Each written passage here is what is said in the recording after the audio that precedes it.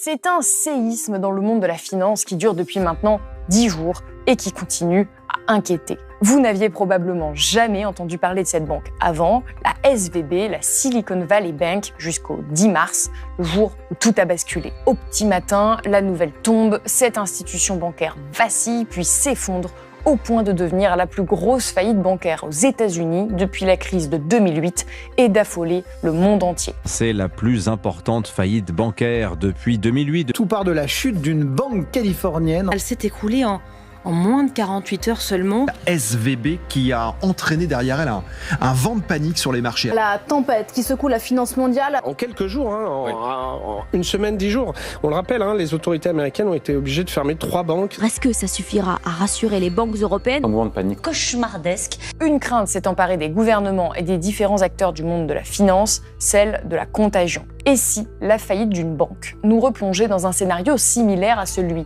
de 2008 et provoquait une gigantesque crise financière avant de se transformer en crise économique mondiale? Pour répondre à cette question, il faut revenir sur les origines de cette faillite, ses conséquences, les réactions du gouvernement américain et des différents gouvernements à travers le monde, et surtout regarder les différents indicateurs économiques et financiers. Alors, sommes-nous au bord d'une crise mondiale? C'est ce que nous allons voir tout de suite dans cette nouvelle émission économique. Avant toute chose, il faut comprendre ce qui s'est passé du côté de la SVB. Comment a-t-elle fait faillite et où en est-on aujourd'hui? La Silicon Valley Bank, c'est une banque fondée il y a 40 ans en Californie qui s'était spécialisée dans le financement des startups et de la tech. La banque avait investi dans des bons du Trésor et des obligations, des placements réputés sûrs car garantis par l'État. Et ce n'était pas une petite institution puisqu'elle était devenue la 16e banque américaine. Mais alors que s'est-il passé pour qu'une banque d'une telle importance s'effondre du jour au lendemain?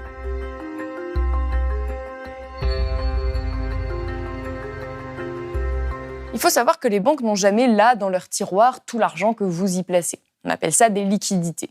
Une grosse partie de cet argent est réinvestie dans des actifs, comme des actions ou des obligations par exemple. Cet argent n'est donc plus de l'argent concret, mais se transforme en titres financiers, soumis à de très nombreuses fluctuations. Alors, tout l'argent d'une banque n'est pas réinvesti ainsi. Il y a quand même un taux de liquidité minimum que les banques possèdent en permanence. Pour le cas de la SVB, la plupart de ces dépôts, de l'argent donc, provenaient de start-up.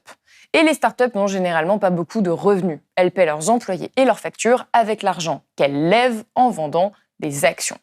En gros, c'est de l'argent d'investisseurs, mais c'est pas de l'argent gagné là concrètement dans l'entreprise.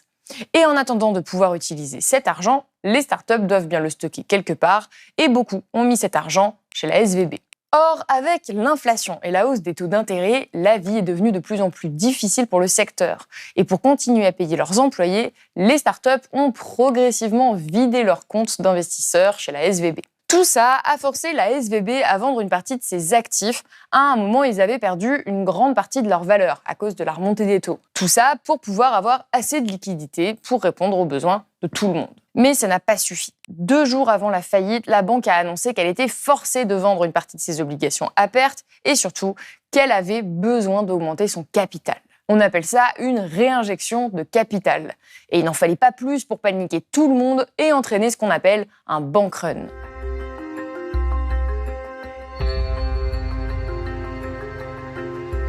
Le bank run, c'est un retrait d'argent massif et soudain des clients d'une banque. Pour vous donner une idée, le jour précédant sa fermeture, 42 milliards de dollars d'ordres de retrait ont été passés. Les clients ont tous paniqué en même temps et ont voulu retirer leur argent en même temps. La recette parfaite pour faire couler une banque. Le bank run, c'est un peu comme la pénurie de pâtes ou de farine. Rappelez-vous, pendant le premier confinement. Par peur de manquer, plein de gens se sont mis à acheter des pâtes et de la farine en même temps. Résultat, il y a réellement eu une pénurie temporaire de ces produits. Le bank run, c'est un peu la même logique, mais avec de l'argent à la banque. Normalement, pour empêcher que ce type d'épisode ne survienne, il existe aux États-Unis une garantie par l'État. Tout ce que vous possédez à la banque en dessous de 250 000 $ est garanti par le gouvernement. Vous récupérerez cet argent quoi qu'il arrive. C'est la loi quand la banque a passé ce contrat avec la FDIC. Grâce à cette loi, la plupart des banques américaines voient 50% des dépôts assurés. Pour rappel, les dépôts, c'est l'argent ou les actifs que vous déposez à la banque. Et si la banque s'effondre, les clients sont censés récupérer environ 50% des dépôts que la banque possèdent. Ce taux, de 50% pour la plupart des banques, dépend du nombre de petits épargnants clients chez la dite banque. Des énormes banques comme JP Morgan ou Bank of America, elles, n'ont que 30% de leurs dépôts qui sont assurés, et la SVB, elle, n'en avait que 2,7%. Oui, c'est très peu. Alors la question qu'on se pose tout de suite, c'est pourquoi ? Comment est-ce que c'est possible que seulement 2,7% des dépôts de la SVB aient été assurés ? Eh bien, premièrement, car il y avait peu de petits épargnants chez cette banque. Donc, logiquement, moins d'argent assuré s'il s'agit de grosses sommes. Et deuxièmement, car ce sont aussi les banques qui décident ou non d'assurer cet argent. Et la SVB avait clairement choisi de ne pas assurer l'immense partie de ses investissements. Ensuite, il ne faut pas oublier que, comme mentionné plus tôt, la SVB avait principalement investi dans des obligations qui rendent la banque vulnérable en cas de hausse des taux, comme ça a été le cas. Or, il existe des outils, des produits financiers pour se prémunir de ce risque. On appelle ça dans le jargon financier des hedges. Or, clairement, la SVB ne s'est pas assez protégée, comme le souligne cet article du Financial Times. Bref, ce qu'il faut retenir, c'est que la SVB a aussi une responsabilité dans sa propre faillite.